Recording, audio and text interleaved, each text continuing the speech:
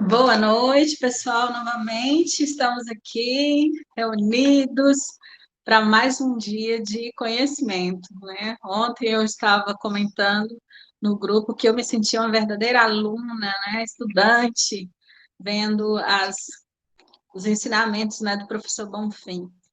E hoje, dia 9 de junho de 2021, né, nós estamos aqui para mais uma noite, né, de fechamento assim da Semana do Meio Ambiente com chave de ouro.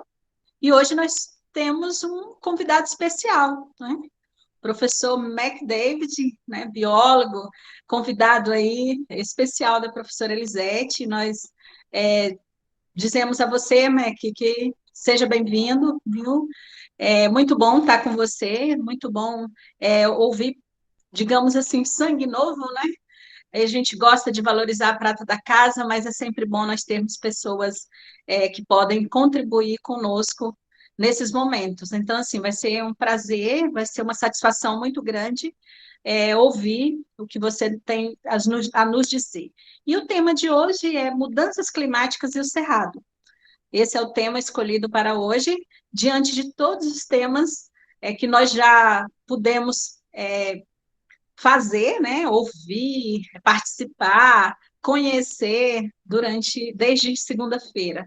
Então, que tenhamos realmente uma sensibilidade climática, uma sensibilidade ambiental, né, diante de toda essa educação ambiental que desde segunda-feira nós estamos refletindo sobre. Então, que Deus abençoe a todos, eu sempre coloco isso, a nós todos, que tenhamos uma noite muito agradável, e eu sei que vamos ter, né? E que todos os estudantes estejam atentos. Gostaria que tivesse bem mais, mas como o nosso diretor falou, José Antônio, esse evento ele é gravado, né, justamente para que os outros estudantes possam, em outro momento, né, de forma assíncrona, eles estarem se apoderando desse conhecimento, dessa magnífica aula que teremos hoje. Então, muito obrigada, né, a presença de todos antecipadamente, e que tenhamos uma maravilhosa noite. Obrigada. Vou passar a palavra para o diretor, para logo, então, a gente começar com o nosso palestrante da noite.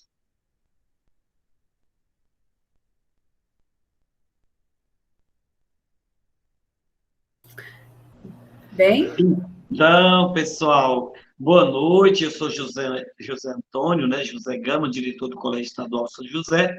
E que bom que nós estamos aqui mais uma vez, né? Como muito bem salientou a professora Eva, né? Eu estou aqui como aluno hoje, como estudante, porque eu tenho certeza que será uma noite de grandes aprendizagens, né? E lapidação do nosso conhecimento. Isso é muito importante, né? Quanto olha só, a garganta, né?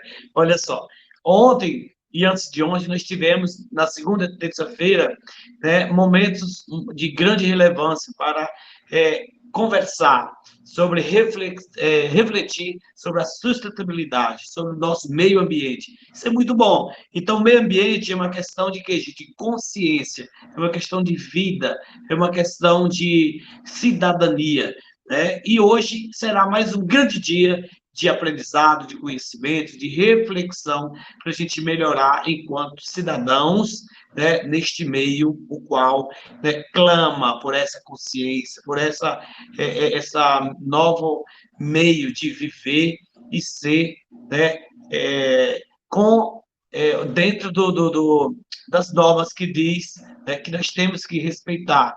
Temos os direitos e os deveres, mas nós temos que, acima de tudo, ter essa sensibilidade ambiental, como muito bem falou aqui nossa professora Eva. Tá. Então, sem longas delongas, vamos passar, então, a palavra, né, para a professora Elisete para conduzir, né, esta noite, que com certeza será uma noite memorável, não apenas para vocês, estudantes, que estão aprendendo cada vez mais aí no ensino médio, com foco lá na faculdade, mas para todos nós, né?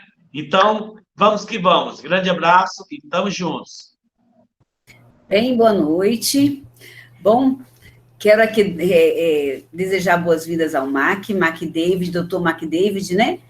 O objetivo, Mac, é trabalhar o tema, mudanças climáticas voltadas aqui para o nosso Cerrado, mas principalmente trazer para os meninos, né? Um professor da universidade que está ali, foi meu colega de faculdade, e, gente, ele permaneceu na faculdade, fez mestrado, doutorado, e tem bagagem para falar conosco hoje. Então, não foi intencional, não, foi assim, querendo mesmo que vocês já comecem a se projetar lá na frente. Nós vivemos um tempo muito difícil, mas falar do meio ambiente, de biodiversidade, de sustentabilidade, nunca é demais. E justamente na Semana do Meio Ambiente, o dia 5, né, foi o Dia do Meio Ambiente, que é comemorado o Dia do Meio Ambiente, nada melhor do que falar sobre o tema e pensar a respeito dele, né? Então, assim, está dentro de todos os contextos, aqui dá para a gente trabalhar dentro de todas as disciplinas, esse conteúdo ele pode ser trabalhado. Então, Mac, muito obrigada pelo seu sim, tá? Tenhamos uma boa palestra e a fala é sua. Um abraço. Beleza, Elisete. Boa noite a todos. Primeiro, agradecer o convite de vocês, é uma honra. Tem muito tempo que eu, já 10 anos dentro da universidade como professor, então são pouquíssimas oportunidades que tenho para ministrar alguma coisa dentro das escolas, né? Então, fico muito feliz que isso aconteça. É um retorno daquilo que eu vivi dentro da minha graduação, dentro do meu mestrado, dentro do doutorado. Então, fico muito feliz pelo convite, agradeço vocês pela oportunidade. Eu vou projetar minha tela, antes de começar. Deixa eu projetar a minha janela aqui, porque eu vou fazer 2 projeções, já. Nosso tema, Elisete pediu que eu falasse um pouco para vocês sobre mudanças climáticas e os impactos visíveis ao nosso cerrado. Bom, antes de começar, acho que é sempre bom, deixa eu tirar isso aqui, não sei se vocês compreendem.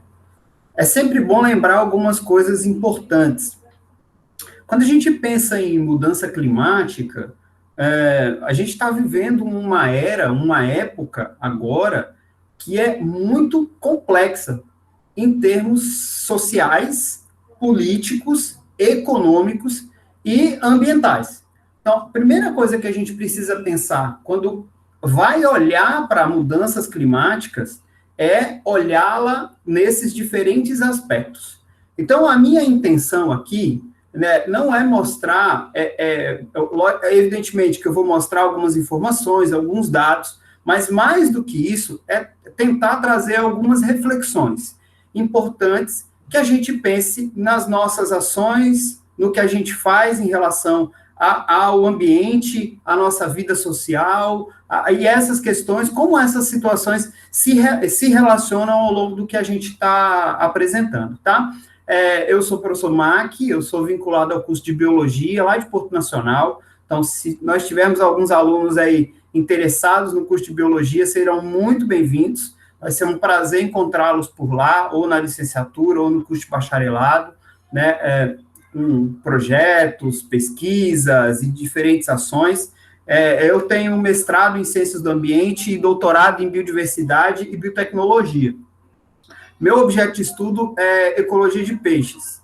Né? Ao longo da minha carreira, eu trabalhei com ecologia de peixes, mas voltadas para impacto de hidrelétrica, evidentemente, mas as mudanças climáticas, elas acabam influenciando muito, inclusive, as hidrelétricas. E a gente está vivendo uma situação gravíssima hoje, vocês têm visto no jornal, fruto das mudanças climáticas que a gente já vive no país, né?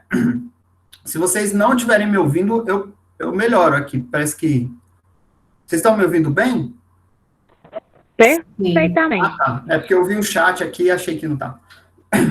A gente está vivendo uma situação gravíssima agora em relação à redução dos níveis dos reservatórios, né? Isso, querendo ou não, é fruto de mudanças climáticas, evidentemente globais, então a gente precisa pensar um pouco nisso. Vou começar a projetar aqui a minha conversa. Eu não estou no chat agora, então não vou conseguir ver vocês. Qualquer coisa, alguém, por favor, me chama, Elisete. Se tiver algum apontamento, alguma situação, você, por favor, me chama, tá? Ok, combinado. Bom, a primeira coisa que eu quero mostrar uma ideia de um caminho que eu pensei em percorrer. Primeiro é apresentar um breve histórico sobre sobre eventos importantes que aconteceram na ciência e na política, evidentemente, que colaboram muito com a questão ambiental e com o entendimento de alguns conceitos, né? Depois eu vou falar de alguns conceitos relacionados a mudanças climáticas, evidentemente 3, existem outros conceitos, né? El Niño, Laninha, e por aí vai, tem mais uma porrada.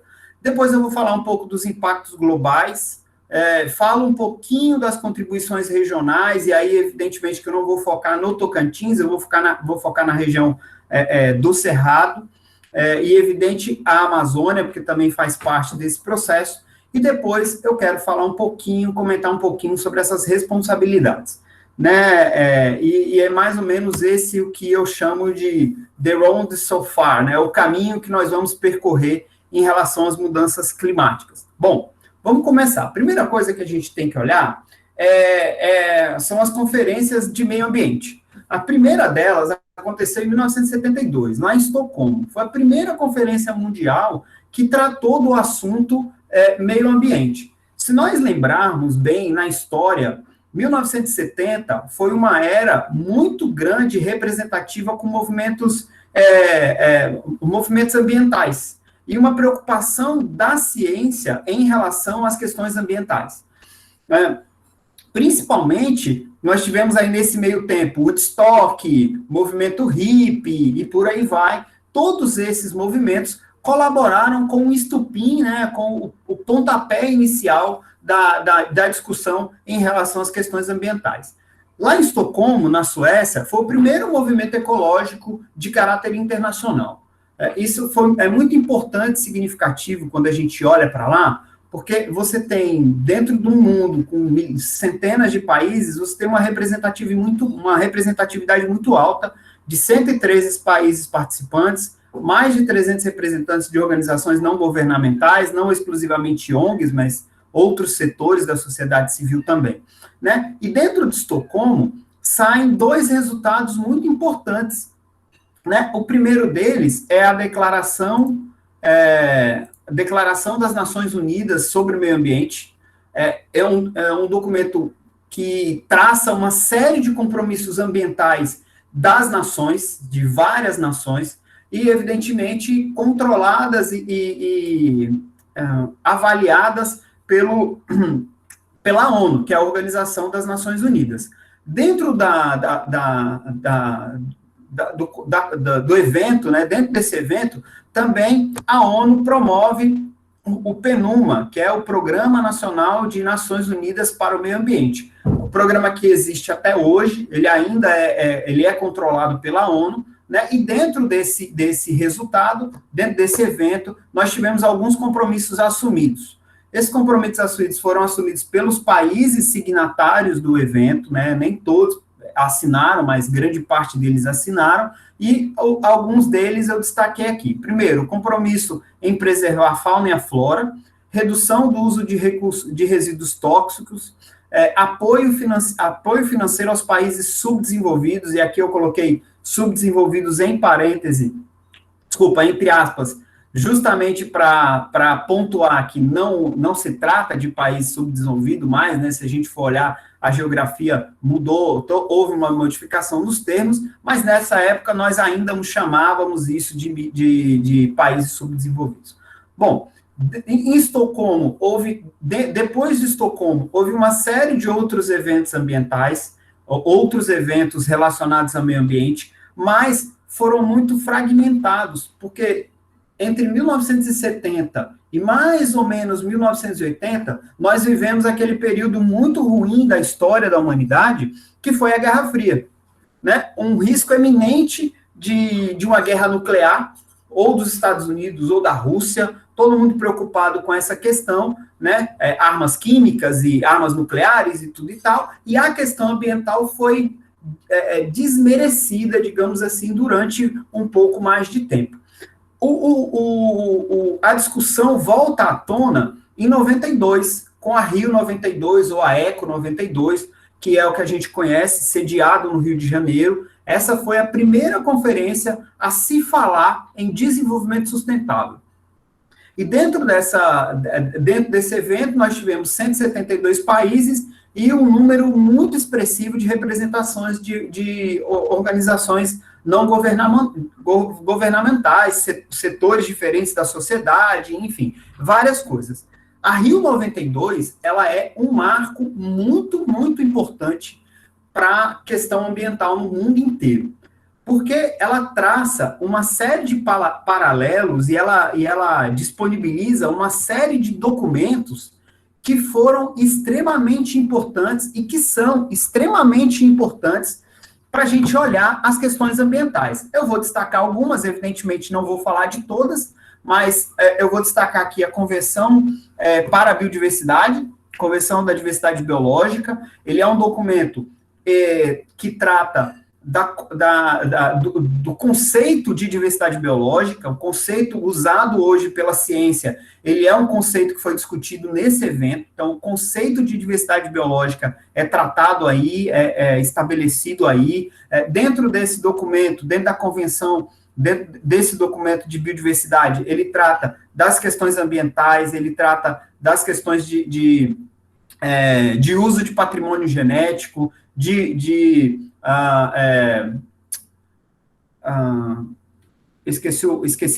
fugiu a palavra agora, mas daqui a pouco eu lembro. Mas uma série de aspectos voltados à questão ambiental, né?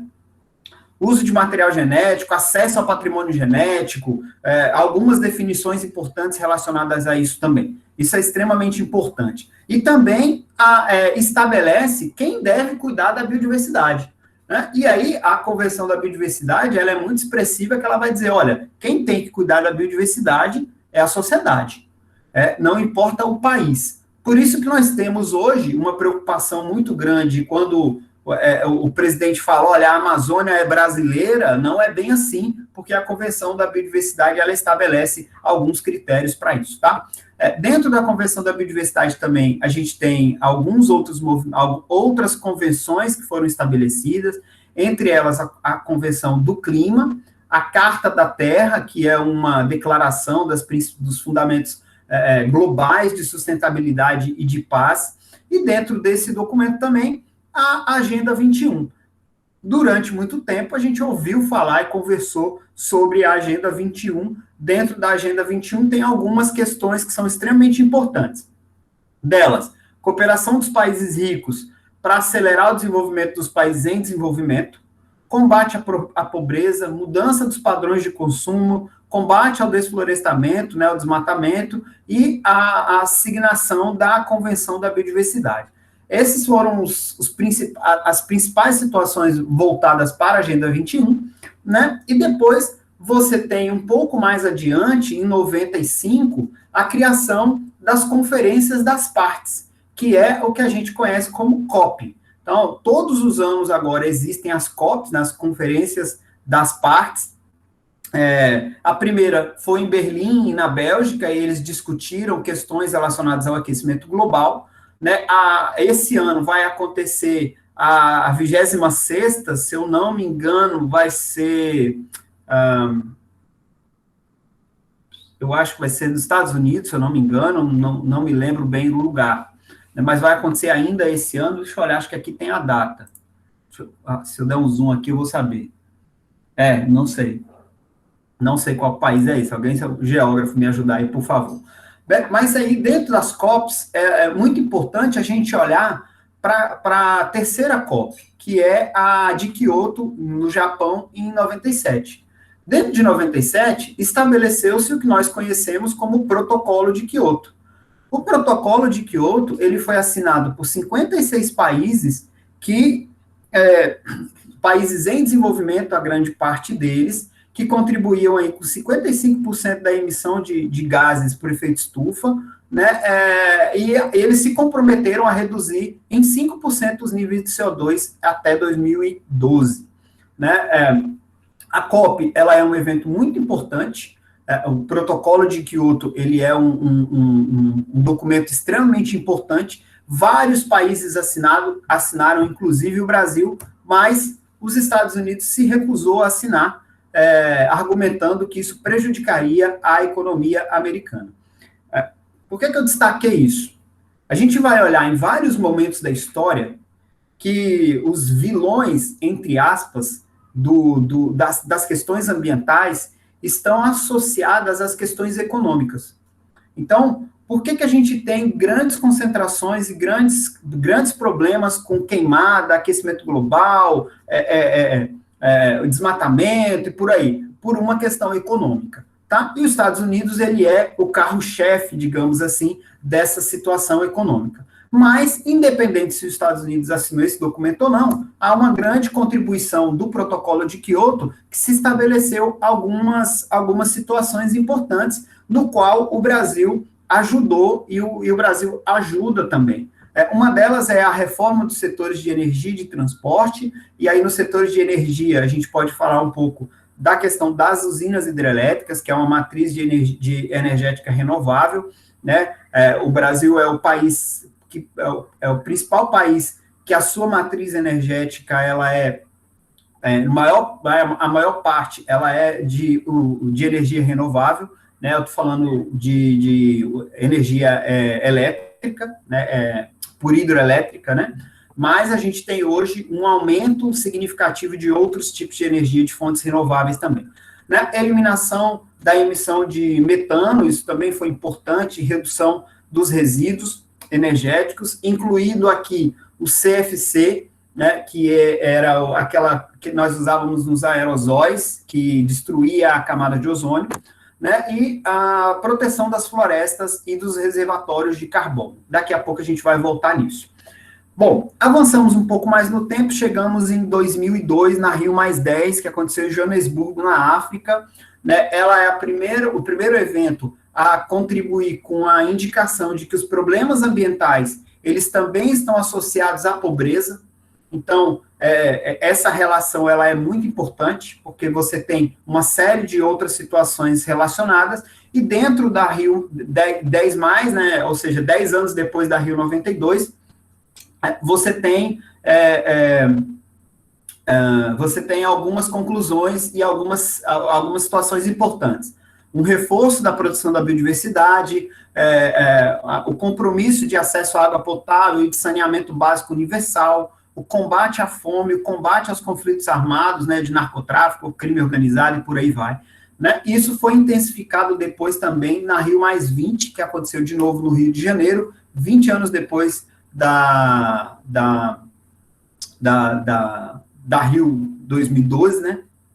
A Rio 92, um evento extremamente importante com a participação de 188 países.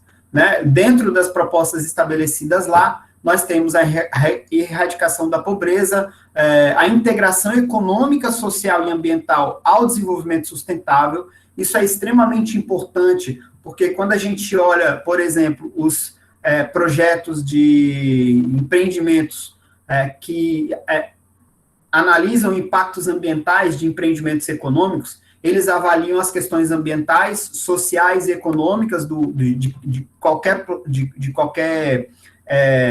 empreendimento. Então, isso é importante, seja ela uma hidrelétrica, seja ela um posto de gasolina. Isso também faz parte do processo. Essa integração, ela é importante, embora a gente tenha uma série de problemas. A proteção dos recursos naturais, como nas anteriores, né, a melhoria das condições básicas de saúde da sociedade, entre saúde, educação e saneamento, pelo menos. Né, e uma promoção de um novo modelo econômico voltado para a sustentabilidade. Então, desde 2012, a gente tem trabalhado nessa discussão. E se a gente pensa num crescimento econômico sustentável, é onde a gente começa a ver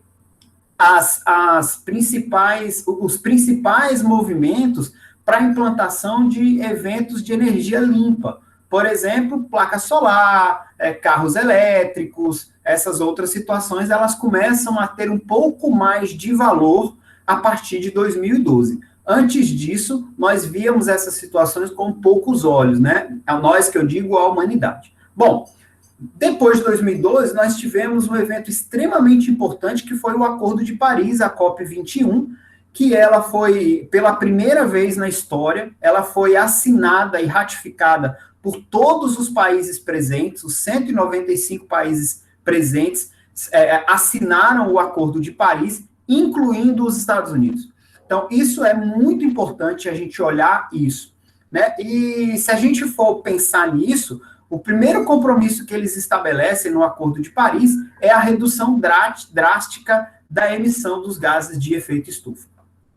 Esse é um compromisso muito sério, assumido por todos os países, inclusive o Brasil, que foi ratificado pelo Congresso Nacional, porque isso é necessário, isso foi ratificado pelo Congresso Nacional, e é um compromisso do governo brasileiro também, assim como é do governo americano, com com os 195 países signatários.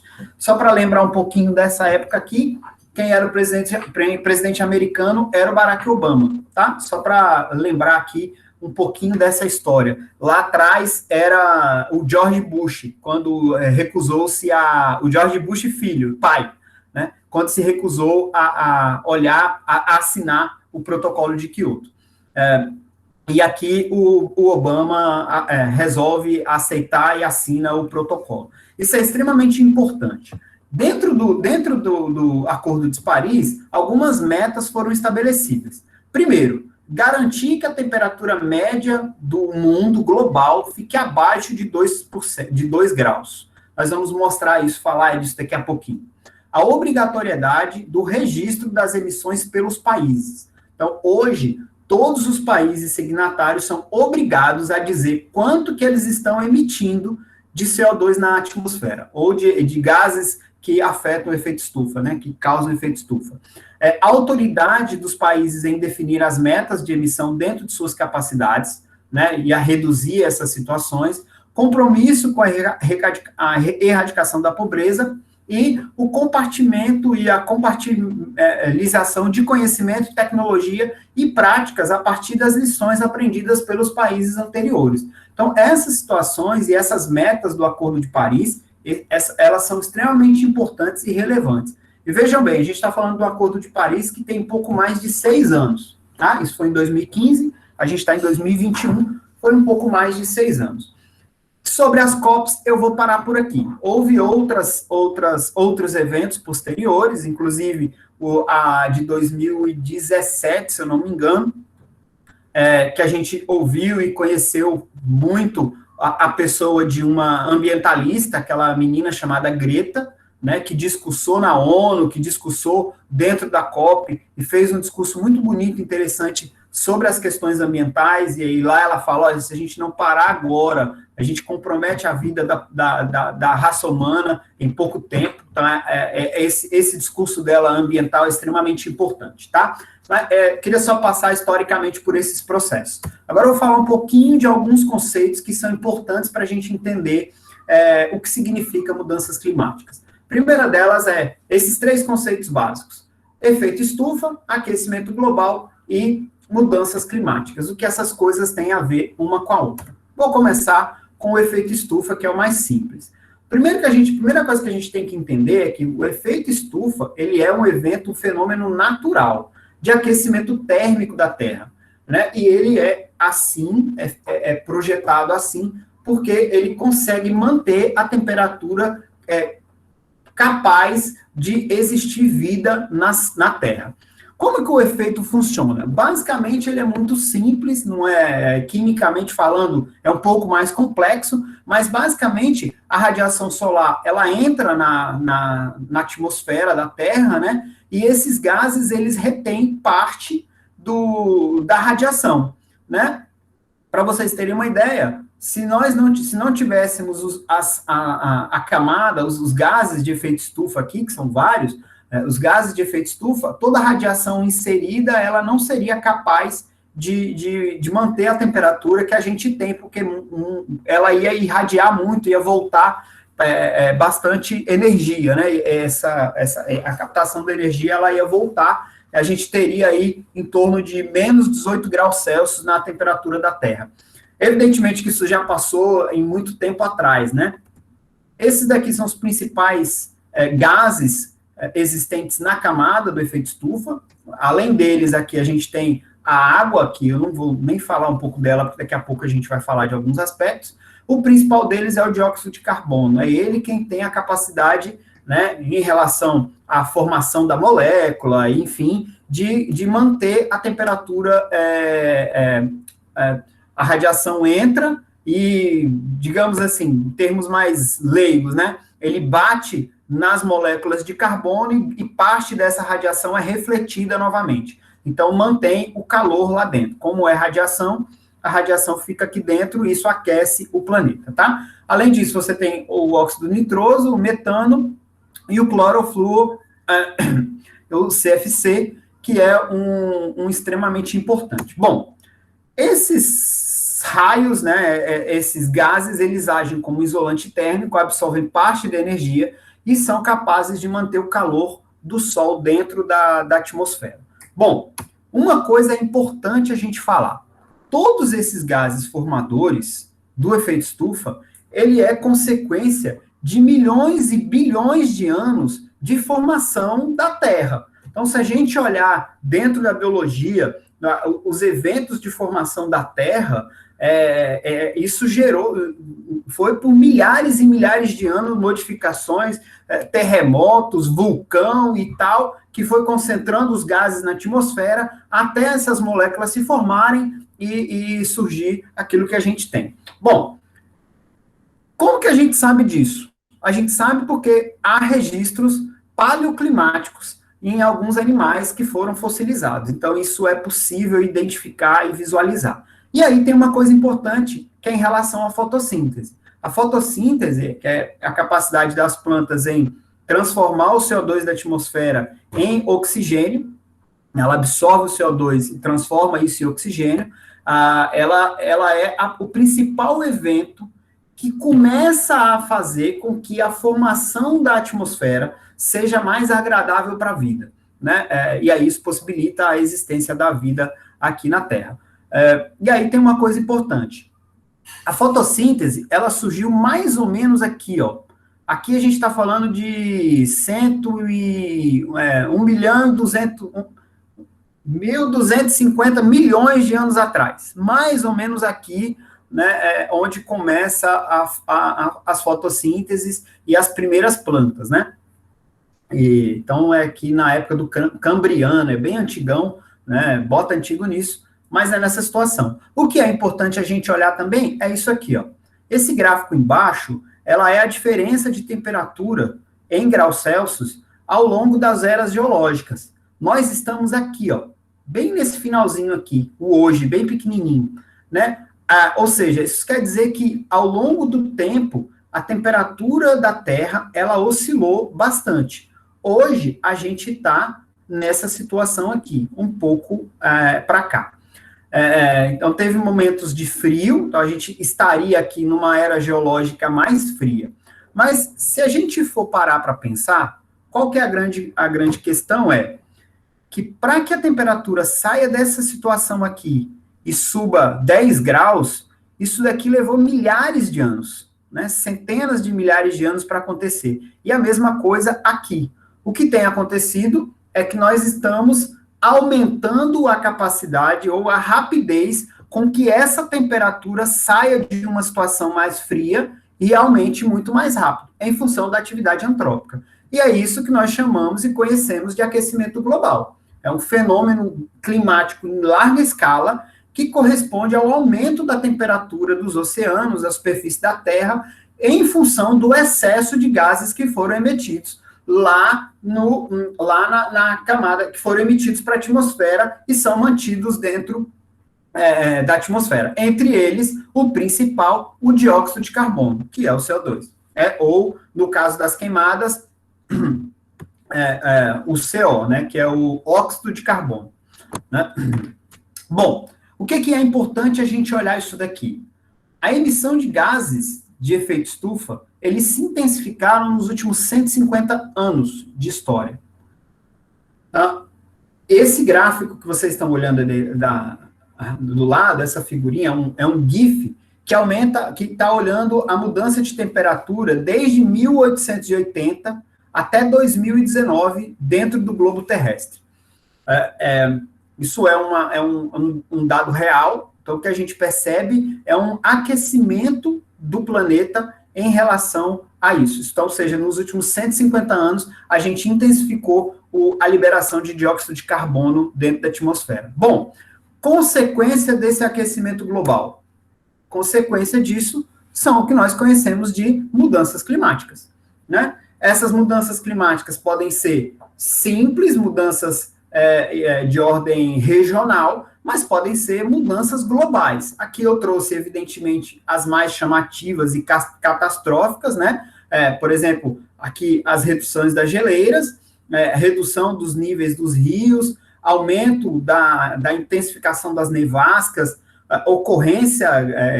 aumento da ocorrência de tsunamis também, e aqui, aumento dos furacões. Por que essas coisas acontecem? Porque o aquecimento global, né, consequência dessas alterações climáticas, né, eles causam mudanças no que nós conhecemos na biologia como ciclos biogeoquímicos.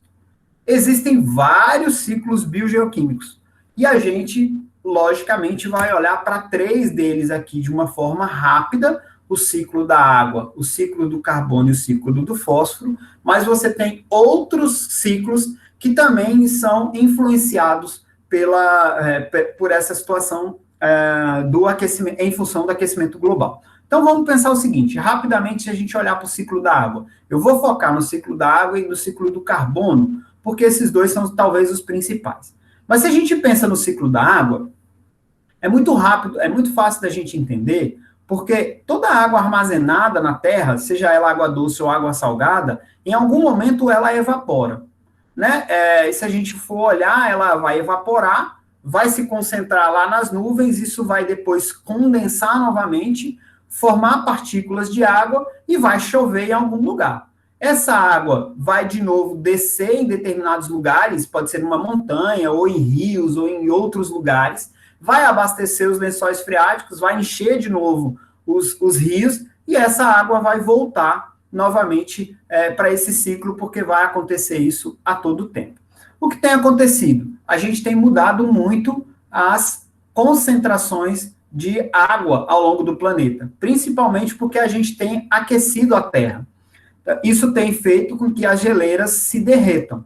Então, a capacidade de reter água, para que a gente tenha uma ideia, nós temos, dentro da natureza, a Terra ela é basicamente 99% formada por água, né? E 1% é água doce. A água doce ela está aqui acumulada principalmente nas geleiras, né?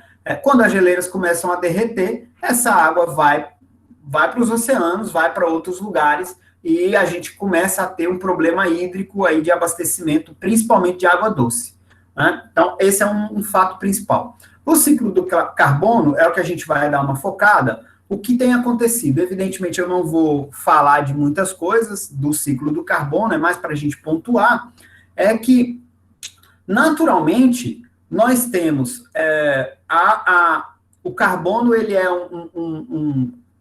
uma molécula, não é bem uma molécula, né, mas ele é esqueci o nome agora, me fugiu, mas ele é um componente molecular de grande parte da matéria que a gente tem, né? Então, se a gente pensar em todo o nosso corpo, as cadeias, é formado grande parte por cadeia de carbono, né? E aí, logicamente, o carbono também faz parte de grande parte de outros corpos, né? Ou de outros materiais.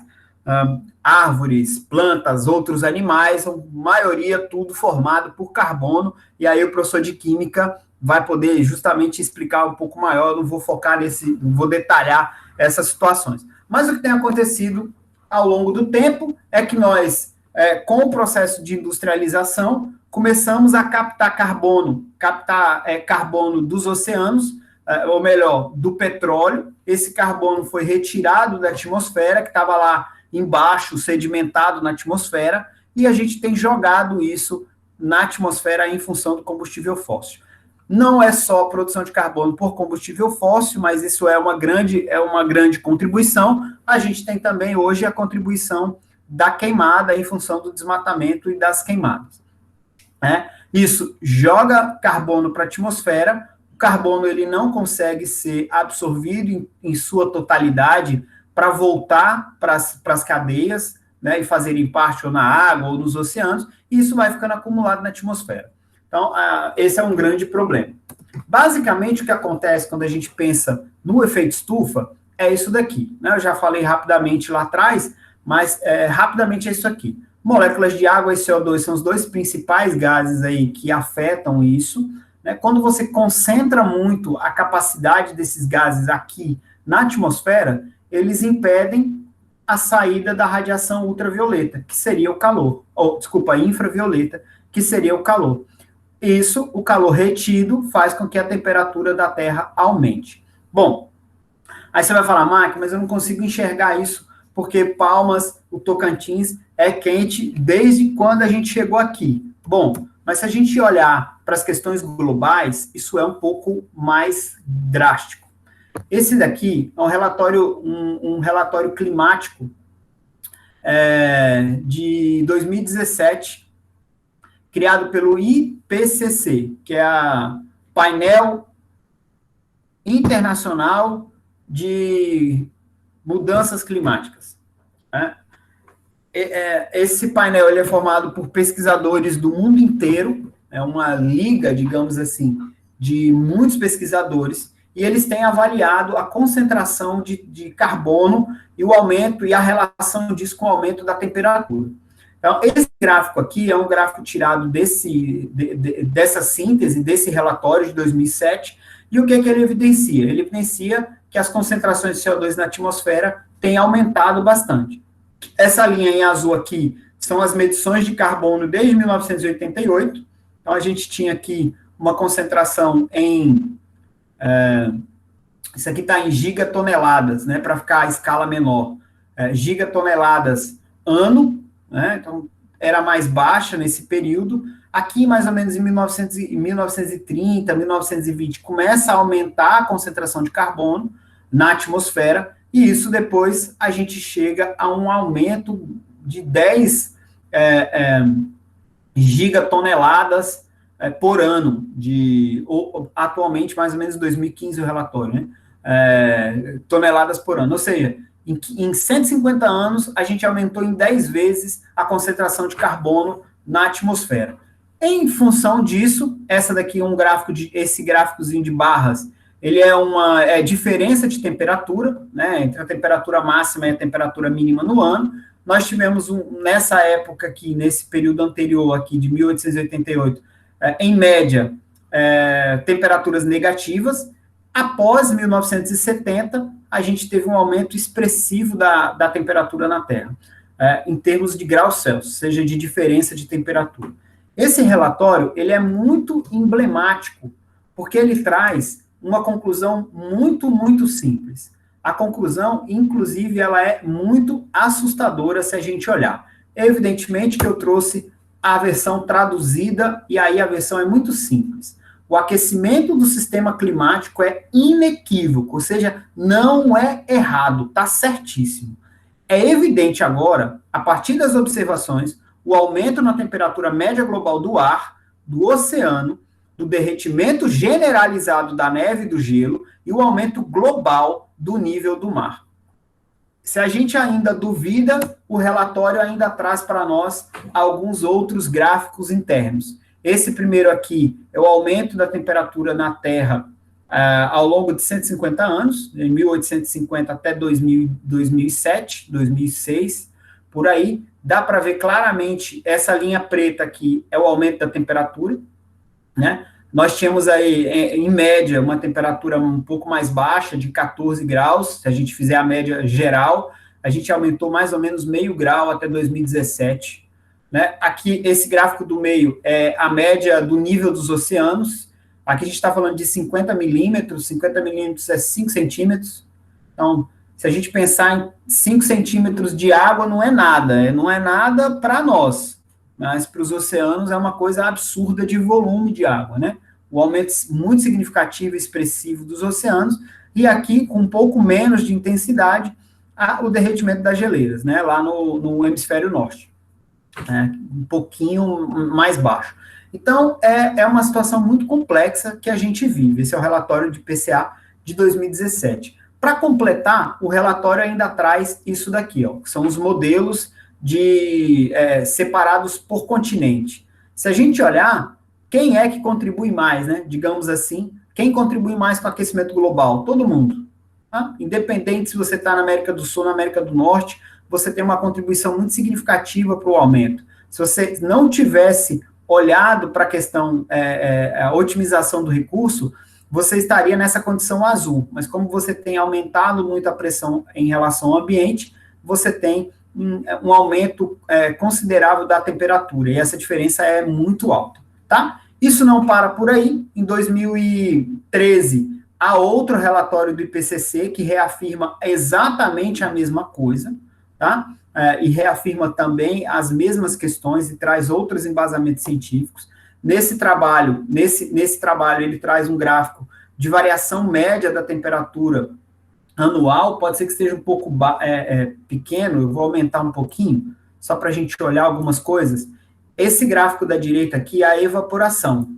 Tá? Quanto de água está evaporando no planeta. Percebam que a gente está aqui, ó. Se a gente olhar Tocantins, eu vou ser um pouco mais... Opa, desculpa, eu mexi, ele mudou, peraí. Nós estamos mais ou menos aqui, ó, não sei se eu vou conseguir pontuar. Ele não vai. Nós estamos aqui, no Tocantins, certo? Nesse meiozão. Vejam que essa parte mais amarelada do mapa, ou seja, evaporou menos, foi menos água para a atmosfera daqui da nossa região, né? Se a gente olhar isso, da Amazônia e da região do Cerrado. Em consequência, isso também dá para olhar se a gente perceber a umidade relativa do ar. Então, aqui é mais seco, né, comparado a outras regiões. Esse é um aumento muito significativo e é o esperado entre 2016 e 2035. Então, é uma situação muito, muito drástica.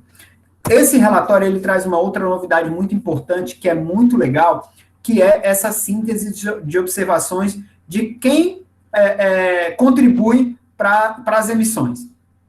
Lógico, é uma situação um pouco mais drástica, mas aqui quem contribui para as emissões. E aí ele vai dizer, olha, qual é vou pegar aqui essa região amazônica e a região do Cerrado, em amarelo. Deixa eu colocar um pouco maior. Vou pegar essa região aqui, o número 2. Se a gente olhar aqui para cima, está escrito AMA Amazônia. A gente espera um aumento grande de temperatura, uma redução das chuvas, uma redução do nível dos rios, uma redução do número de florestas, um aumento da agricultura e um aumento de agentes vetores, tá? Vetores de doença. É isso que se espera. E se a gente olhar para o resto do Brasil, não é muito diferente, tá? Não é muito diferente. A gente espera mais ou menos a mesma coisa. Se a gente considerar os Andes aqui, é que você tem alguma diferenciação, mas você olha aqui, ó, tem o derretimento das geleiras, é o número 4. Tem o derretimento das geleiras aí, bem drástico, né? Pode parecer dramático o processo, mas eu ainda tenho, para piorar a situação, que é o relatório mais recente do IPCC, que é esse relatório aqui. O aquecimento global, ele vai atingir, até 2030, se a gente não cuidar, 1,5 grau de diferença de temperatura. Esse é o próximo, é o relatório de 2018 do IPCA. Bom, o que isso tem a ver comigo, Mac? Mas eu trouxe algumas coisas. Estima-se que as atividades humanas tenham causado cerca de 1 grau de aquecimento global acima dos níveis pré-industriais, antes do processo de industrialização. É provável que o aquecimento global atinja 1,5 grau entre 2030 e 2050. Nós estamos em 2021. Isso é daqui 9 anos, que a gente espera, tá? Outra conclusão importante. O aquecimento causado pela emissão antrópica desde o período pré-industrial até o presente, persiste e vai persistir persistir por séculos e por milênios, tá? Porque a gente tem mudado o sistema climático global.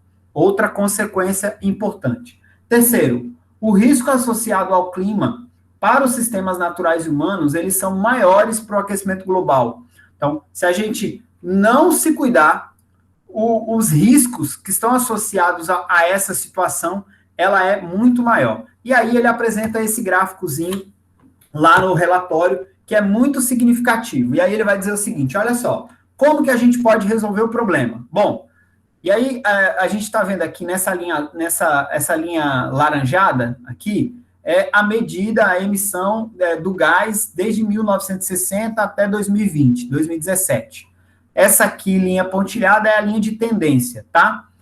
Essas outras linhas aqui, ó, são os cenários possíveis. Então, esse primeiro grandão aqui, esse roxo grandão, ele é o cenário se a gente não fizer nada. Se a gente não fizer nada, não reduzir em absolutamente nada, é muito provável que a gente aqueça a Terra, a superfície da Terra, em 1,5 graus, tá? Aí ele traz esse outro aqui em azul, que é esse menorzinho aqui, ó. Tá, é bem essa barrazinha pequenininha aqui. Se a gente provoca reduções mais rápidas, o resultado é uma probabilidade maior de limitar o aquecimento a 1,5 graus.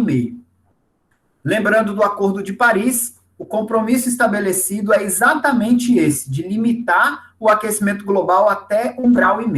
Bom, aí você vai falar, Mac, qual é a consequência de subir 1,5 graus de temperatura? Ou subir mais do que 1 grau de temperatura? Aí eu trouxe uma figurazinha do WWF. Parece constrangedor, mas é a verdade. Vamos lá, para algumas coisas. Se a gente chegar até 1,5 graus, o que a gente espera? Um aumento do risco de inundações em situações extremas. Redução da disponibilidade de água para as populações. Mais de 700 mil pessoas vão ser expostas a ondas de calor extrema nos próximos 20 anos. Os verões de gelo, eles vão ser muito mais frequentes. O nível do mar vai subir 48 centímetros até 2100. Aí aqui tem clareamento dos corais. Aí tem uma questão importante em relação à fotossíntese, que grande parte da fotossíntese produzida no planeta, ela é feita dentro dos corais, dos recifes de corais. Então a gente vai ter um problema seríssimo em relação a isso, porque se a gente atinge 1,5 graus de temperatura, 70% dos corais, eles podem ter esbranqueamento até 2100. Isso vai causar uma redução significativa na concentração de oxigênio, porque são eles quem produzem em maior concentração o oxigênio para a atmosfera. E aí, em relação às espécies, a gente teria uma redução de 8% das espécies de planta e pelo menos 4% de espécies de vertebrados. Se a gente olha para um aquecimento maior do que 1,5, ou seja, 2 graus, aí a gente já tem um cenário completamente diferente, muito mais devastador. 170% de aumento do risco de inundação, 16% de plantas, o dobro de plantas sendo extintas, 8% de vertebrados sendo extintos, mais de 410 milhões de moradores sendo afetados pela água e 28% da população tendo problema com calor extremo, né? Custo. Aí ele vai dizer aqui, ó, menor crescimento econômico com aumento de 2%, que com aumento de 1% para os países mais pobres. Isso significa muito em termos econômicos. Tá. E como é que a gente está por aqui? Né? Falei da linha global, vamos falar um pouco daqui, vamos falar um pouco do nosso cerrado. Aí eu trouxe 3 mapas de desmatamento para a gente focar em algumas situações e discutir alguns aspectos importantes. Se a gente olha em 1985, toda essa mancha amarela, ela era mancha dentro da nossa área do cerrado, disponibilizada para pastagem e para agricultura. 10 anos depois, 20 anos depois, 2005, ela aumentou um pouco, principalmente aqui para o Tocantins, e agora em 2019 a gente tem aumentado um pouco mais. Se a gente compara essa área do Cerrado aqui com as áreas de pastagem e agricultura no nosso país, dentro da região do Cerrado, inclusive essa região vermelha aqui, ó, que é a região mais recente, e é o que o Ministério da Agricultura chama de a última fronteira agrícola do país, que é o Mato Piba, é essa área vermelha aqui, que ainda em 2019 estava desse jeito, mas olha como é que a gente já está agora em 2021. Né? Essa é uma fonte do Embrapa que eu peguei essa semana para colocar. Percebam que toda a área devastada do Cerrado com pastagem ou agricultura tem relação direta com desmatamento, tá? E olha que eu falei só de desmatamento, não falei de queimada, porque o professor fez a expertise de falar um pouquinho. Bom, Mac, mas e daí? E as emissões de CO2? Bom, vamos dar uma olhada no CO2 regional. Região amazônica, região do Cerrado, emissão de CO2, como é que nós estamos? A gente tem aqui, ó, desde 1990 até 2018, foi maior nos períodos anteriores, isso tem reduzido com a mudança do uso da terra, né, desmatamento, por exemplo, mas a agropecuária tem contribuído bastante em todos os anos e aumentado muito a contribuição da agropecuária. E, pasmem, a gente tem aqui, ó, produção de energia, tá? Produção de energia. O que eu estou falando? Hidrelétrica emite CO2? Emite, tá? Com menor concentração, mas emite, e já tem estudos provando isso. Eu não vou apresentar essas informações, mas é uma informação curiosa se a gente for olhar e parar para pensar um pouco na emissão de CO2 em razão das usinas hidrelétricas. Existem muitos estudos sobre isso, eu não vou abordar esse aspecto não, peguei um pouco mais geral. Se a gente olha também para a nossa região do Cerrado, e aqui, evidentemente, para o Brasil, porque a gente é um país agrícola, essa figura é desse livro, Mudanças do Clima, tudo que você queria e não queria saber sobre a mudança climática, é muito legal, esse livro, inclusive, ele é gratuito, eu vou deixar o link depois lá no chat para vocês pegarem. Tem também aqui no final da apresentação. Se a gente for olhar as contribuições ao longo dos últimos, desde 1970, na emissão de gases de efeito estufa, a gente tem aqui, ó, solos agrícolas, queimadas, essa faixazinha amarela e roxa. Essa área grande aqui, ó, é a fermentação bovina, ou seja, metano, em função dos processos digestórios dos animais, dos bovinos especialmente. Então, aumenta as áreas de pastagem, aumenta a concentração do gado, aumenta a emissão de CO2 em função dos processos digestórios dos animais, tá? Essa é uma situação. Aí vocês vão me perguntar, putz, Mac, que coisa. Quem vai decidir sobre mudança climática então? Bom, essa não é uma resposta fácil, tá? E aí, por que eu falo isso? Meu objetivo não é apontar culpado. Meu objetivo é trazer reflexão. E aí eu vou trazer algumas, e aí a gente tira as nossas conclusões. Se a gente for olhar historicamente, né, alguns países de primeiro mundo, né, países desenvolvidos, eles são recordistas na emissão de CO2 na atmosfera. Em especial os Estados Unidos, a China, que tem ganhado bastante contribuição nos últimos 10 anos, 20 anos, né? Mas a gente tem uma grande contribuição, principalmente de países desenvolvidos. Se a gente olha também um outro aspecto importante, que também está nesse livro, que é em relação às contribuições ao longo dos últimos anos, a gente vai perceber que a China, ela tem contribuído muito agora, nos últimos anos, com a emissão de concentração de gases do efeito estufa.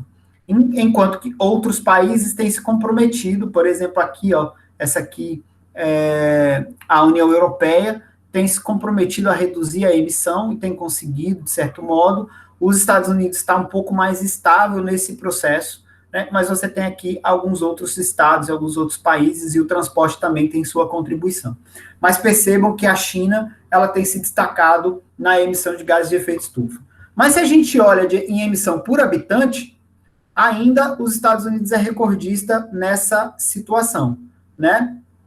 E essa é uma situação muito importante. Aqui tem Estados Unidos e Rússia, como os dois que contribuem muito significativamente para a emissão per capita, ou seja, quanto que cada indivíduo emite de CO2 na atmosfera. E aqui a gente está falando de toneladas de carbono, tá? Ou seja, ao longo de um ano, 25 toneladas de carbono uma pessoa emite.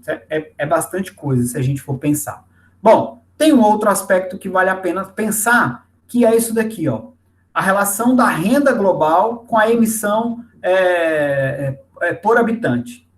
10% dos países mais ricos, né, ou dos cidadãos mais ricos, nós vamos botar aqui os países mais ricos, emitem quase que 50% de todo o carbono do planeta.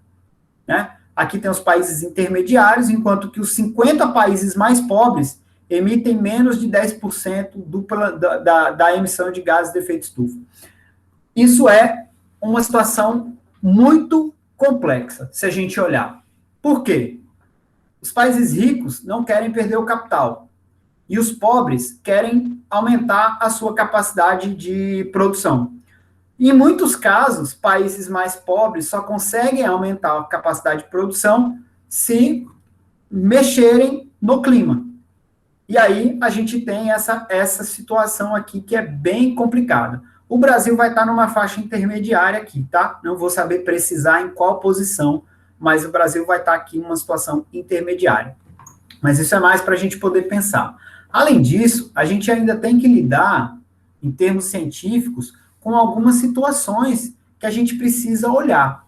Uma delas é o que a gente está vendo com muita frequência, um negacionismo climático, né? Que é a capacidade que as pessoas têm de negar, e muitos cientistas, é uma parcela muito pequena, né? É uma parcela muito pequena, mas que contribui imensamente para negar que o aquecimento global realmente existe. Por outro lado, você tem algumas pesquisas que tentam apontar solução para a mudança climática, né, com a utilização da água do mar, extrair e tal, tem uma série de situações a respeito disso. Né?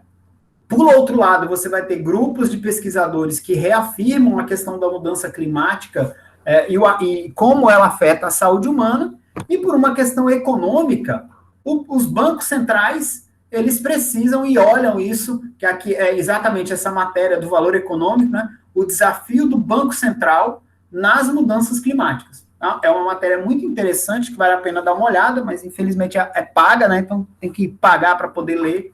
A Globo tem dessas coisas.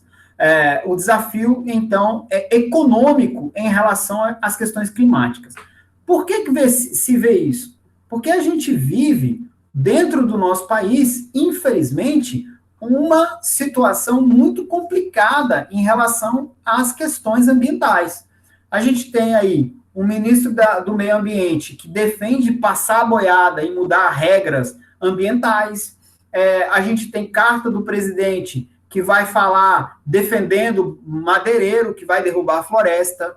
A gente tem um ministro do Meio Ambiente que é um negacionista e nega que a atividade humana mude a questão climática, e também é um cara que está sendo investigado por operação ilegal, desmatamento, pela Polícia Federal. Né? Essa é uma situação muito complicada. Por outro lado, você tem a ciência reafirmando algumas coisas importantes. E aqui eu destaquei dois grandes cientistas climáticos, o Carlos Nobre e o Ricardo Galvão, são especialistas em mudanças climáticas globais, sabem muito a respeito do assunto e que fazem uma defesa na ciência e recebem prêmios porque fazem isso. E eles vão dizer, olha, os agricultores causam a maior parte das queimadas do que os indígenas.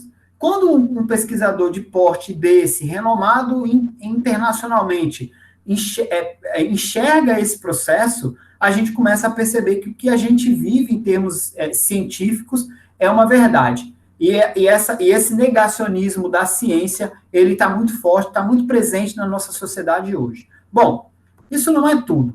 A gente ainda tem as questões e as brigas, né, entre ativistas, e aqui eu trouxe a imagem da Greta, lá na COP 2025, no Chile, que ela discursou e fez um discurso muito emocionante em relação às questões ambientais, e as brigas dela com, por exemplo, o presidente Bolsonaro e o Donald Trump. né? Estou falando de ativista, mas isso pode se levar em consideração a questão da ciência também. Então, outros cientistas e outras questões nesse processo. Então, a gente ainda vive essa situação de embate entre o poder decisório e entre aqueles que defendem a qualidade ambiental. Né? Isso poderia ser ela, poderia ser o cientista, poderia ser qualquer pessoa que defenda as questões ambientais. Então, a gente vive numa situação muito complexa. Aí você vai falar, Mac, é chato ver isso, mas tem saída? Tem. A nossa saída é tentar, primariamente, começar a inverter a nossa matriz de energética.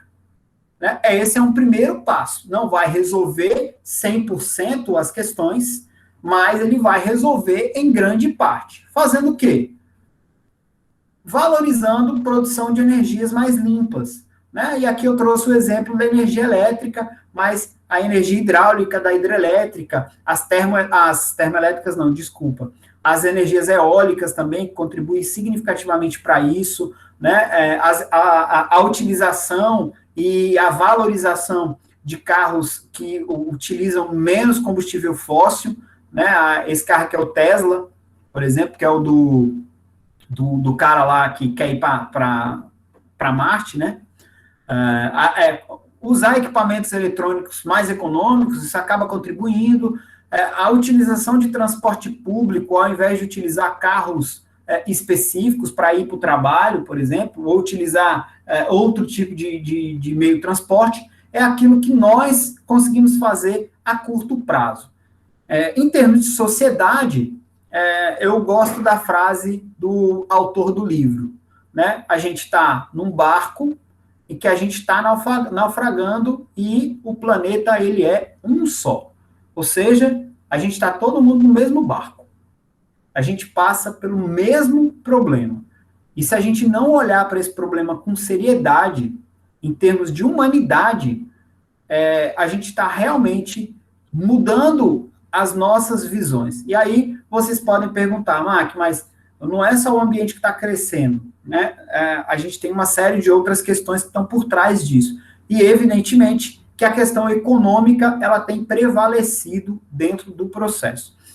Ele tem esse livro gratuito, é um livro muito legal, tem muita coisa do que eu falei dentro desse livro, tá? Se vocês quiserem baixar, é só entrar nesse site aqui, ó, Mudanças do Clima, fiquem à vontade, conheçam o livro do professor, tá? O que eu precisava falar com vocês era isso. Agradeço muito a atenção. Espero que a gente agora possa refletir um pouco mais e trocar ideia dentro desse bate-papo.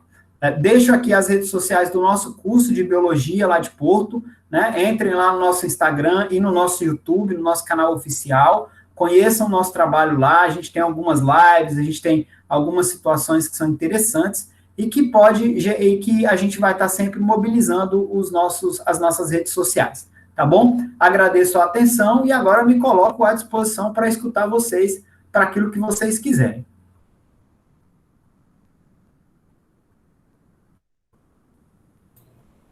Nossa, muita informação, viu, Mac? E olha que o Tocantins, quando você pensa aí na questão de mudanças climáticas, agora mesmo você começou a falar a respeito da energia, que a gente está na taxa vermelha, né? E aí, lembrando que o Tocantins, né, nós temos aí os rios mais importantes do Brasil, nasce no nosso estado, aliás, dentro do Cerrado, né? E eu fico imaginando a queimada, o professor falou muito das queimadas, de repente você fala da elevação da temperatura média do planeta, e eu fico pensando, e essa água vai para onde, né? Comente um pouquinho para a gente, vai ser assim uma coisa bem... Comento, claro. Né? Eu comento, claro.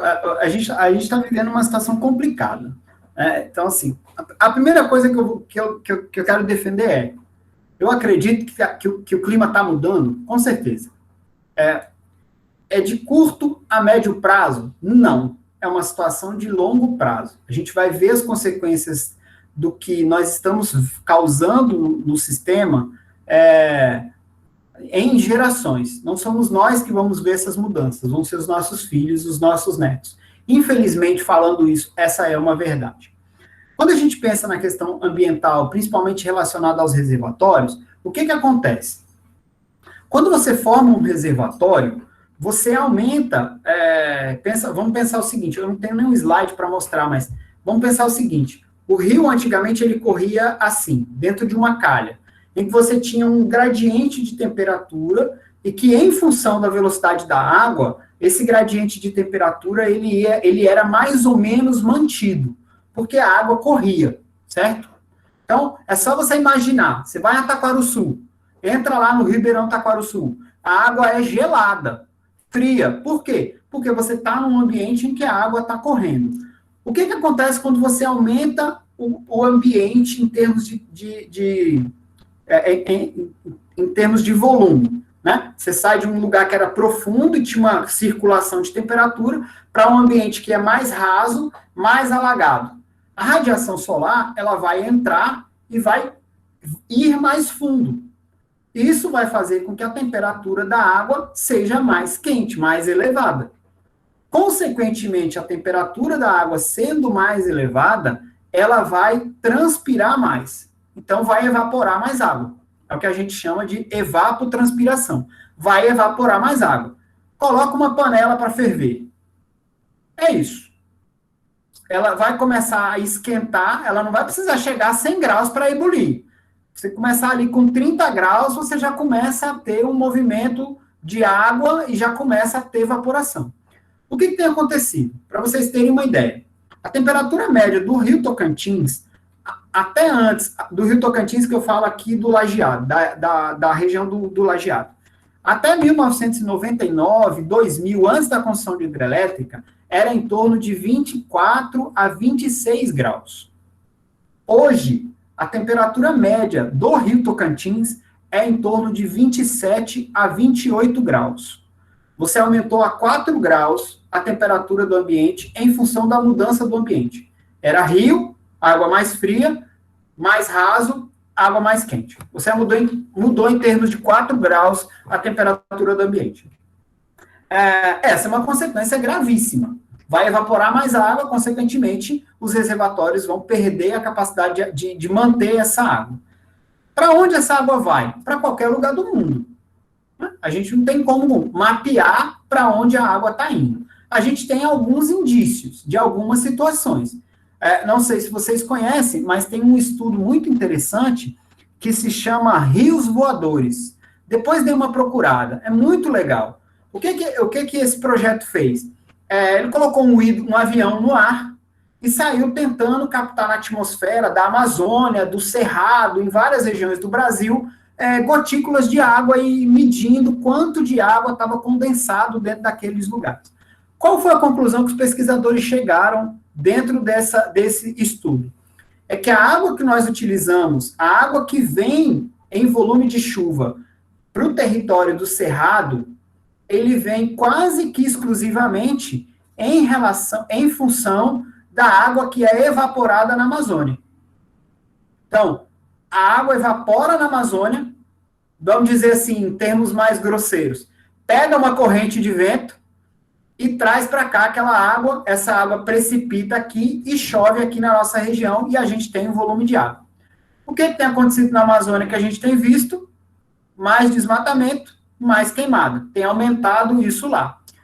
Consequentemente, vai reduzir a possibilidade e a probabilidade de mandar mais água para o ambiente em função da transpiração das plantas, porque elas também transpiram assim como nós, e a floresta amazônica é uma floresta úmida por natureza, reduz-se a capacidade de água, vai reduzir a capacidade de água para chegar aqui.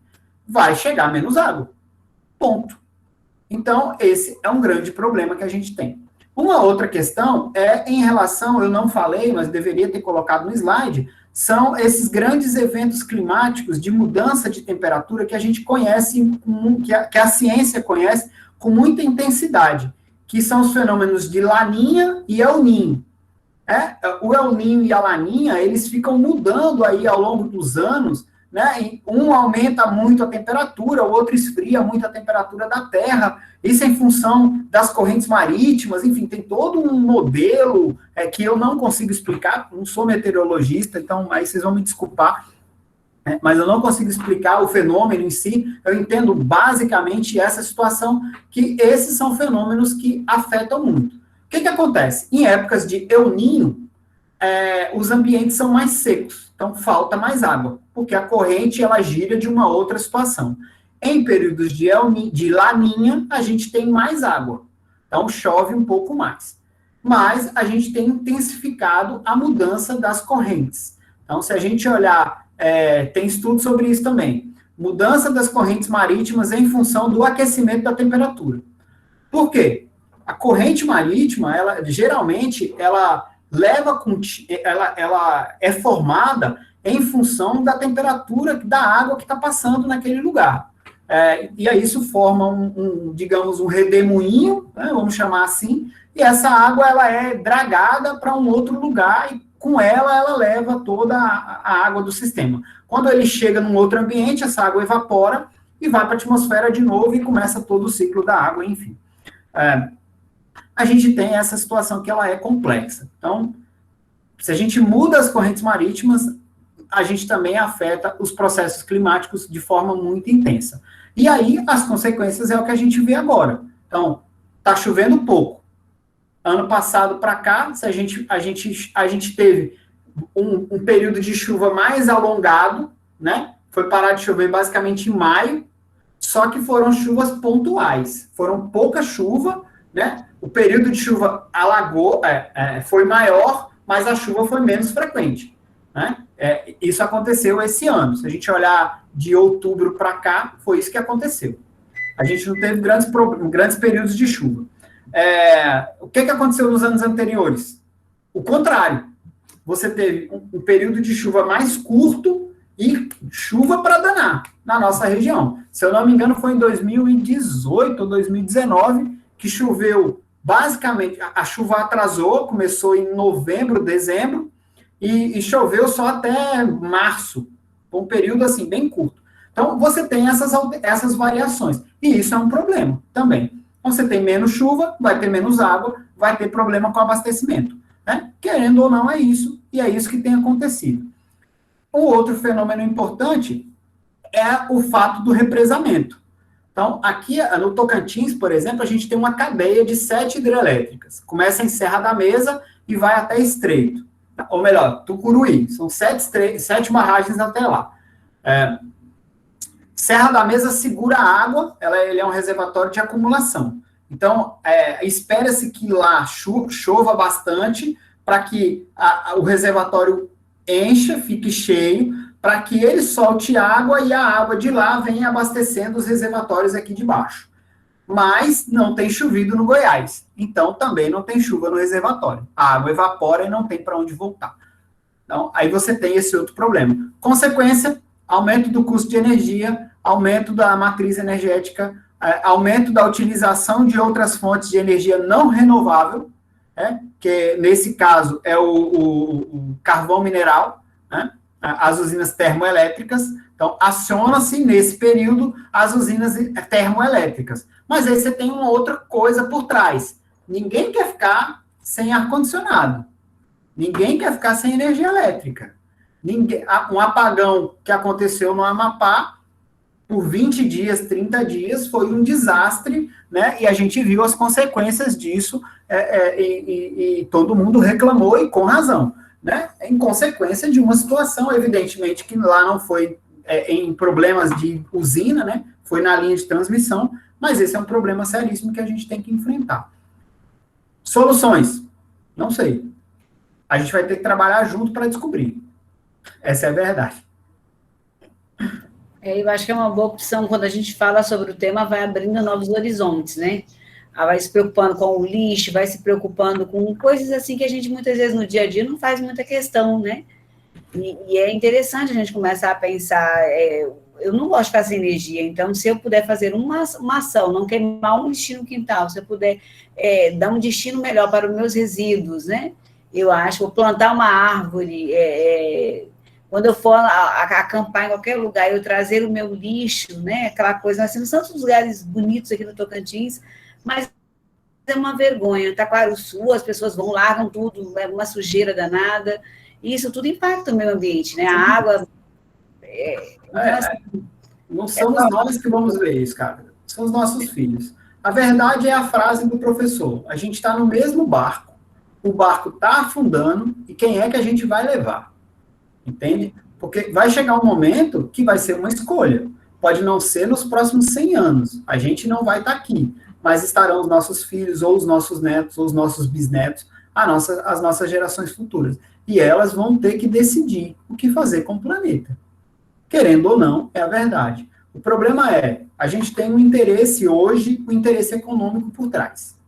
Né? E é o interesse econômico, é o capital que tem mandado nas questões ambientais. Infelizmente, falando, e desculpa afirmar isso como um biólogo, me dói falar, mas é a verdade. A gente tem um domínio, um predomínio da questão econômica por trás de qualquer solução ambiental que você queira apresentar. Por exemplo, uso de carro por hidrogênio, uso de hidrogênio como combustível de carro. Isso não é uma invenção nova. É uma invenção, uma situação de, se eu não me engano, eu escuto falar disso desde 94, 95, por aí. Mas as grandes empresas, elas compram as patentes dessas situações e guardam por interesse econômico. Por quê? Porque em 20, 30 anos, o combustível fóssil vai acabar, porque uma hora vai acabar. Pode não ser 20, 30 anos, pode ser 100 anos. E o cara tem a patente do negócio na mão. Acabou? Então agora a gente pode usar hidrogênio, porque eu inventei uma forma de usar o motor a partir do hidrogênio. Está aqui.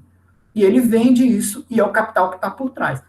Isso vale para energia, isso vale para a energia solar, que durante muito tempo foi restrita a um público que tinha muito capital. Hoje, graças a Deus, a gente tem essa vantagem e a gente consegue comprar painéis solares com custo muito mais barato comparado ao custo de 10 anos atrás, né? Eu, quando fui construir minha casa, quando eu morava em casa, eu queria ter instalado painel solar para geração de energia. Primeiro, que na época não podia. Segundo, que o custo foi elevadíssimo. Né? O cara que fez o orçamento para mim me cobrou, na época, era R$85 mil para colocar o painel solar na minha casa, abastecer a água da casa e deixar preparado para a energia, para quando chegasse a possibilidade de energia.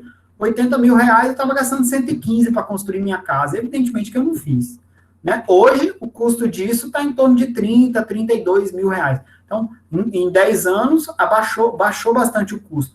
Está compensando fazer. Então, tem muita gente que está fazendo em casa, tem muita gente que está ganhando dinheiro com isso, porque para de gastar com energia elétrica, gasta uma taxa pequena. Então, essa é uma situação que você pode usar. Daqui a pouco tempo, os carros elétricos eles vão ganhar um peso maior na economia, né? O custo vai baratear, porque hoje é muito caro, mas o custo vai baratear. Vai chegar uma hora que a gente vai usar carros movidos a energia elétrica. E aí você tem um outro porém por trás, porque para a energia elétrica, você vai precisar da energia elétrica. E aí você tem os reservatórios faltando água. Então você tem um outro viés aí por trás, que é um outro problema. Então, é um ciclo. Né? É um ciclo de problemas. Teríamos assunto para muito tempo, né, Mac? Muita coisa para rolar. Mas o tempo, né, diretor? O tempo fala. Então, olha, Mac, eu acho que a partir desse momento a gente só tem assim, o pontapé foi dado, né? Eu acho que a partir daqui nós vamos trabalhar com esse assunto dentro de outras disciplinas, vamos aí trabalhar esse tema com mais, digamos, com mais tranquilidade. E eu queria só mesmo agradecer, viu, a sua palestra maravilhosa, acrescentamos muito na nossa aprendizagem. Eu acredito que deu aqui, assim, um norte, né, para muita coisa. Então, muito obrigada, viu, meu amigo? Doutor, eu que agradeço. Eu que agradeço. Espero que tenha sido, em algum momento, esclarecedor e, pelo menos, provocar um pensamento, que acho que esse foi o meu objetivo. Tá? Como uma última mensagem, eu coloquei no chat aí de vocês um site. É um sitezinho muito legal, que ele mostra a evolução da história do carbono ao longo da história da humanidade. É um sitezinho em inglês, mas ele é muito legal, porque na medida que você vai mudando a linha, a barrazinha, ele vai aumentando a concentração de carbono em função das atividades humanas. Então, você consegue ver ali, visualizar como é que isso foi mudando ao longo da história. Talvez seja um recurso muito interessante para vocês usarem aí com os alunos de vocês, né, para que eles contem um pouco dessa história da evolução da questão do carbono no ambiente. Tá bom? Agradeço demais. Espero que vocês tenham realmente gostado. Muito. Obrigada. De nada. É isso aí, professor. Parabéns aí pela brilhante palestra. Eu não chamo de palestra, não. Na verdade, o senhor deu uma mega aula, uma aula show, né? Eu e a professora Eva, nós estamos aqui maravilhados. Eu estou falando eu e a professora Eva, porque nós estamos aqui de frente um com o outro, né? Mas eu tenho certeza que nossos estudantes, nossos colegas, não é? A professora Marisa também está dizendo aí, excelente, e foi excelente mesmo. Então, eu tenho certeza, plena convicção, que o recado do senhor foi dado, né, a todos nós. Né? Porque quando fala-se de meio ambiente, não é questão do outro apenas, é questão minha, sua, nossa, né? Essa sensibilização e consciência ambiental tão importante e tão bem colocada, expressa pelo senhor. Parabéns, e o senhor pode ter certeza que nós vamos, né, Elisete, muito bem feita a sua escolha, né, Elisete? Parabéns. Nós vamos acolher, convidá-lo novamente para outro ciclo de palestras, de aulas, né, que vai enriquecer, né, o currículo de nós, professores, e, lógico, dos nossos estudantes, porque até a professora Eva estava falando, nossa, eu estudei esses dias para o concurso, nossa, ele está atualizado, são atualizações, né, recorrentes, atuais, que coisa boa, tá? Então, assim, fica aqui os nossos agradecimentos, né, meus parabéns, e que Deus possa te abençoar ricamente, viu, Mac David, ok? Obrigado, Muito obrigado. Obrigado mesmo. Obrigado, eu estou à disposição. É só fazer um último convite. Bom, se vocês se interessarem, eu sou professor da licenciatura lá na graduação, e eu sei que vocês estão passando por um processo agora de implantação da BNCC, e eu tenho trabalhado com essa temática lá na graduação. Eu sei que é uma situação muito complexa que vocês estão vivendo, então, caso vocês se interessem, a gente pode trocar uma ideia sobre isso também. Eu sei que está sendo um desafio para a implementação da BNCC agora. Tá? Eu tenho um grupo de alunos que está tentando trabalhar com a temática também, né, lá dentro do nosso programa de residência pedagógica. Eles estão trabalhando em Porto, né, mas isso não impede da gente trocar uma ideia. Inclusive, tinha até comentado com a Elisete que eu queria que hoje fosse um dos meus alunos que fizessem a palestra, mas eles não conseguiram. Né? Mas tudo bem, não tem problema, mas me coloco à disposição para colaborar nisso também, porque acho que é nesse aspecto que a universidade precisa mostrar um pouco a sua cara. E a gente, querendo ou não, está distante fisicamente, mas agora com as possibilidades de computação, está muito mais próximo, a gente consegue fazer. Então, se vocês quiserem, me coloco à disposição para falar um pouco com vocês sobre a BNCC, o que é essa mudança, o que isso tem causado de sofrimento para vocês, em modos gerais, né? E tentar ajudá-los no que for possível nesse processo de implementação, tá bom? Fica à disposição. Não, já está fechado, né, professora Elisete? Com certeza, precisamos, viu, Mark? Tem muita coisa que aprendemos aí sobre essa BNCC. E muito em breve nós vamos entrar em contato, né, Elisete?